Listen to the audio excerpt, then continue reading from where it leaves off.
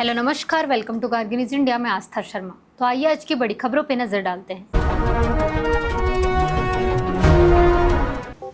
भारत और अमेरिका के बीच अंतरिम ट्रेड डील अंतिम चरण में पहुंच गई है। केंद्रीय मंत्री पीयूष गोयल ने कहा कि दोनों देश समझौते के बेहद करीब हैं और अब अंतिम शर्तों को अंतिम रूप दिया जा रहा है।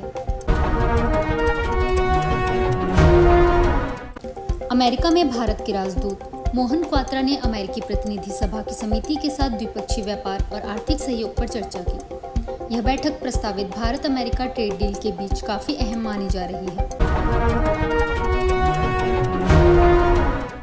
प्रधानमंत्री नरेंद्र मोदी सेशेल्स के 50वें राष्ट्रीय दिवस समारोह में मुख्य अतिथि बनेंगे। इस दौरान दोनों देशों के बीच रक्षा, समुद्री सुरक्षा और व्यापार समेत कई अहम मुद्दों पर बातचीत होगी।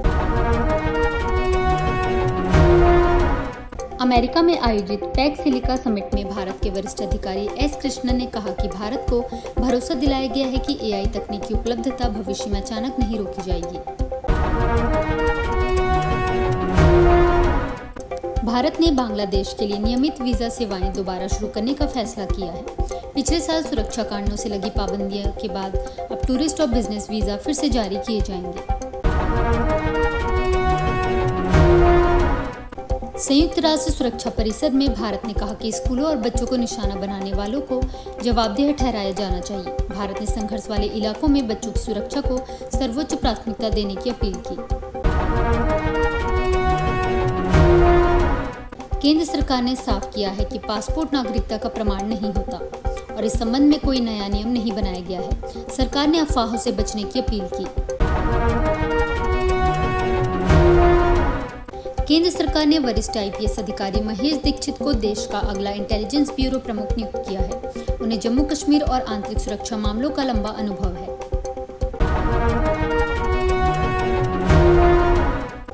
मणिपुर के कांगपोकपी जिले में सप्लाई ठप होने से एक एलपीजी सिलेंडर की कीमत 5,000 रुपए तक पहुंच गई है। चावल और पेट्रोल भी महंगे हो गए हैं, जबकि हालिया हिंसा में करीब 40 लोगों की मौत हो चुकी है। 6 नागा बंधकों की हत्या पर कुकी-जो काउंसिल ने इसे गंभीर गलती बताया है। साथ ही सुरक्षा बलों पर चुनिंदा कार्रवाई करने का आरोप भी लगाया है। आपातकाल की बरसी पर बीजेपी अध्यक्ष जेपी नड्डा ने राहुल गांधी से देश से माफी मांगने की मांग की। उन्होंने इमरजेंसी को भारतीय लोकतंत्र का सबसे काला अध्याय बताया।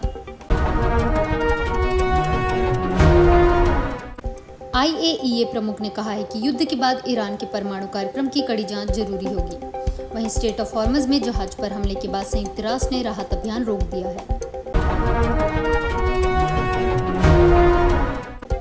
वेनेजुएला में आए 2 शक्तिशाली भूकंपों में मरने वालों की संख्या बढ़कर 235 हो गई है। हजारों लोगों के लापता होने की आशंका के बीच राहत और बचाव अभियान जारी है। भारतीय मर्चेंट नेवी के कप्तान अजय पंत पर रूस की कथित शैडो फ्लीट से जुड़े तेल टैंकर का संचालन करने का आरोप है। दोषी साबित होने पर उन्हें 10 साल तक की जेल हो सकती है।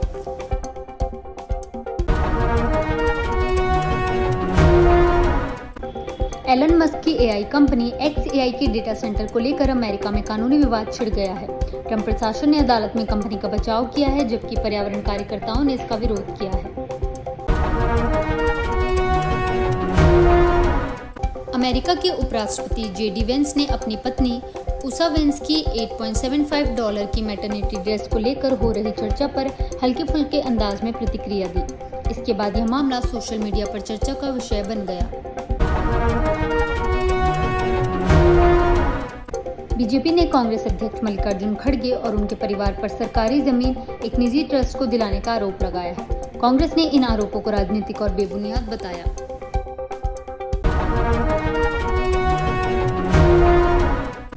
कांग्रेस और वाम दलों ने संशोधित FCRA नियमों का विरोध करते हुए इन्हें वापस लेने की मांग की है।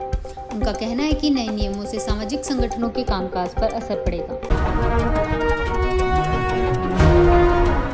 मध्य प्रदेश के मुख्यमंत्री मोहन यादव की कंपनी द्वारा मुख्यमंत्री बनने के बाद जमीन खरीदने को लेकर विवाद खड़ा हो गया है। बीजेपी ने आरोपों को राजनीतिक बताया है।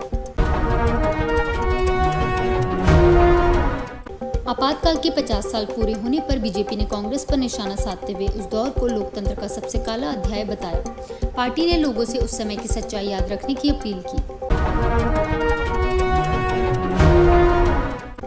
अमेरिका ने घरेलू स्तर पर क्रिटिकल मिनरल्स के उत्पादन को बढ़ाने के लिए बड़ा कदम उठाया है। अमेरिकी सेना देश भर के कई सैन्य ठिकानों पर निजी कंपनियों को मिनरल प्रोसेसिंग प्लांट लगाने की अनुमति देगी।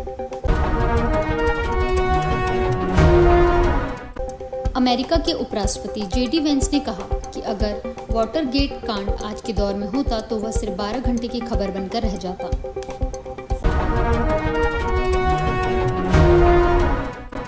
ये थी आज की बड़ी खबरें। बने रहिए गार्गी न्यूज इंडिया के साथ। मैं आस्था शर्मा। धन्यवाद।